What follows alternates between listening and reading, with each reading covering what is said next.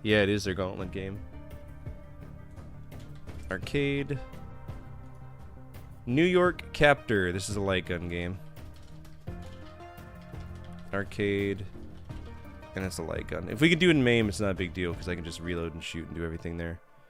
Evil Dead Burn. I saw it pop up. I was kind of curious about it. Tokyo. Not spelled the correct way. Tokyo. Arcade and MSX. It's a standalone. Battle Lane Volume 5. What happened to the other ones? Is that the name of like an anime or something? No? It's just... Okay, it's just the name of the game.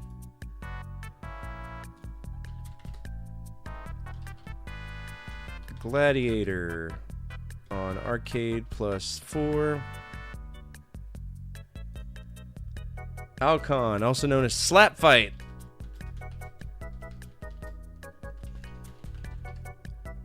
Arcade +9. And it's a standalone. Musashi no Ken Tadaima Shugyo-chu. Okay. Musashi no Ken Tadaima Shugyo-chu. It's an NES game. And it's a standalone. Soldier of Light on Arcade +7. It's a standalone. Kiki Kai Kai. Kiki Kai Kai. I'm pretty sure we played that because it's a fighting game, right? Maybe?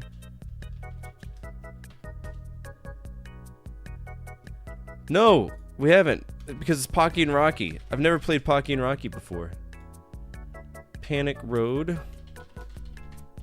Arcade. Takeshi no Chosenjo, aka Takeshi's Challenge, for anyone who doesn't know.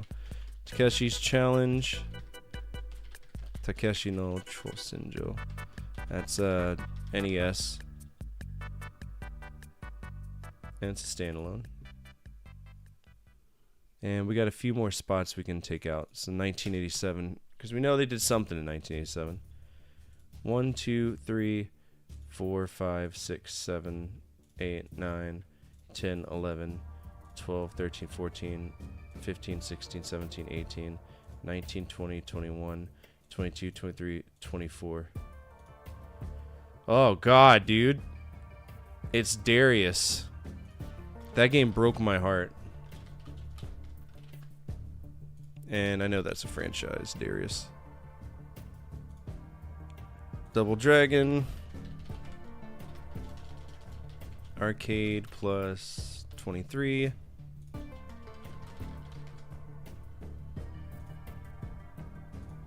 X Zizes. Arcade. It's a standalone. Midnight Landing. It's a flight simulator? That's awesome. And it's part of the Landing series. Plump Pop, which is arcade, standalone.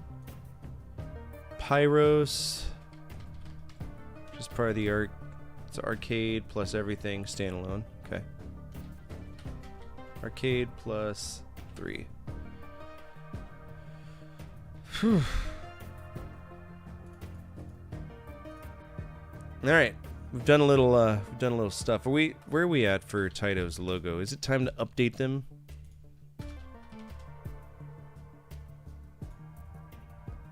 $1988. Oh no, we still got a long way to go, don't we? Long way.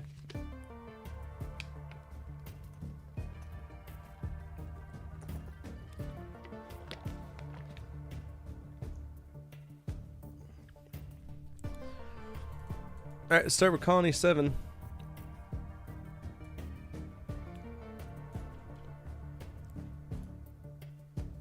Oh, this is just Missile Command.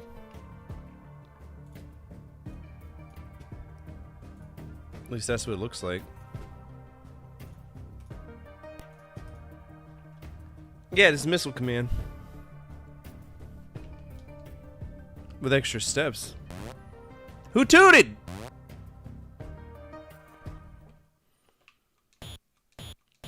Oh, it's Missile Command without the limits. Oh, this is fun as shit already. So we don't let them break through our barrier, okay?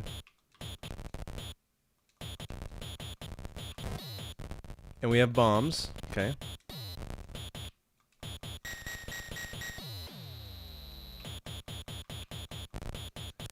But they can take out our things.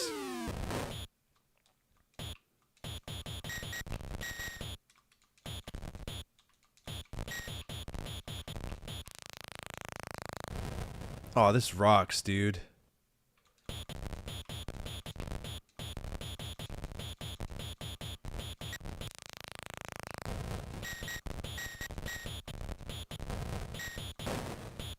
This is a good derivative.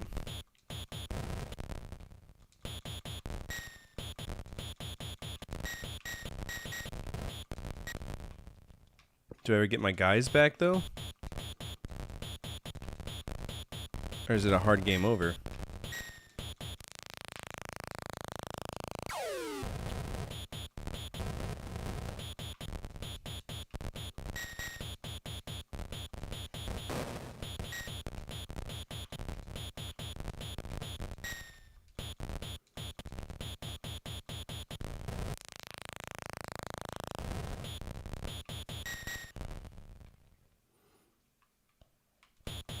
I think they're gonna hit my city now. Or me. Yep, they got me. That game over?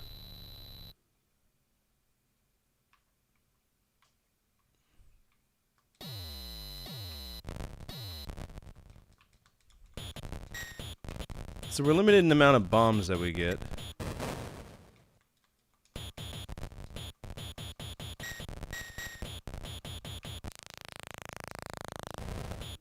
Oh, this game fucking rocks, dude. I mean, it's very, very simple. It's to the point.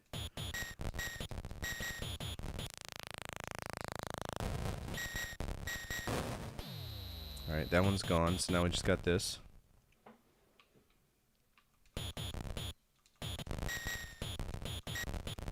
This will probably be the last game we play tonight, so we leave on a good note.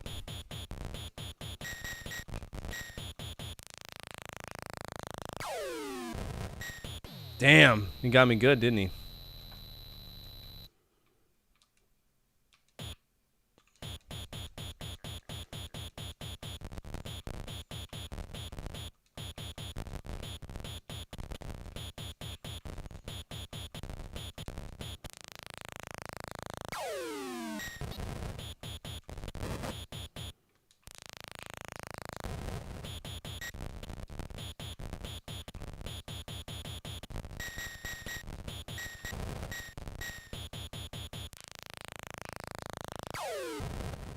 Nice.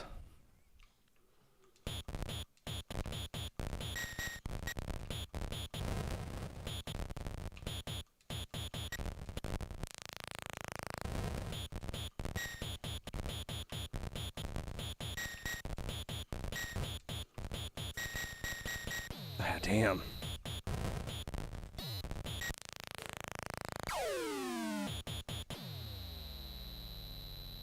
Game over. Yeah, 38,675. That's incredibly fun. All right, Colony 7.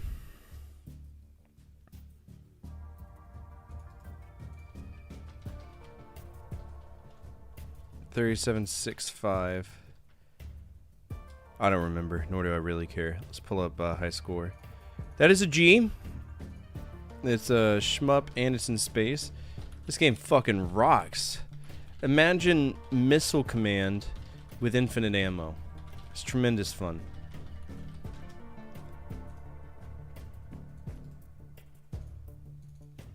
Alright, Colony 7, and it got itself a G tier. For best space games, it's going to be pretty high. Is it better than Mass Effect 3? No. Is it better than StarCraft? No. Is it better than Star Control 2? Yes. Best shmups. Is it better than Grid Seeker? No. Is it better than Space Invaders 2? Yes. Is it better than Sansan? Yes. Better than Abadox? Yes. So it's not going to crack the top, but it is what it is. All right. For everybody watching on YouTube, feel free to come on over to Twitch. There's a lot more I can do for you, be it sound effects, stream loots, cards, or channel point redeems. If you're on Twitch, feel free to check out my YouTube. Tons of videos over there. I would love to have you there. We're working towards 12,000 or 11,000, which, you know, it took me a few months to get 10. So I know that collectively we won't have any issues getting to that point, but it is what it is.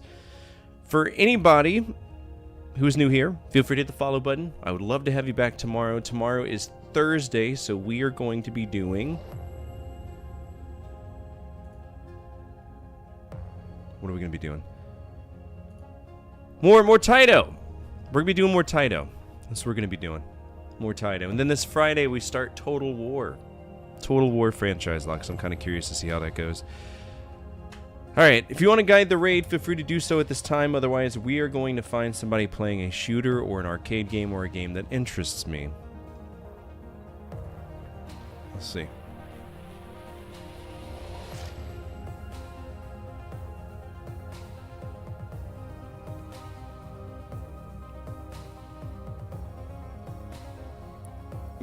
I mean, this is technically a shooter. We're gonna go hang out with Tenki. We don't have a good chance to, or a good, ugh. We don't have a chance to hang out with Tenki quite often. Alright, as always, from my family to your family, good energy, good vibes, fortify out, keep the flames of hope burning, and the flames of retro gaming burning even stronger. We'll be back tomorrow with more Taito games, cracking into the early mid-80s, alright? Have a good night as well. Thank you so much, Harley, Nick, Zordon, Beer Lover, Zool, Raptor, everybody who popped in today, Divine. I appreciate y'all. Love your faces, and I hope to see y'all tomorrow, okay? Take care. Bye.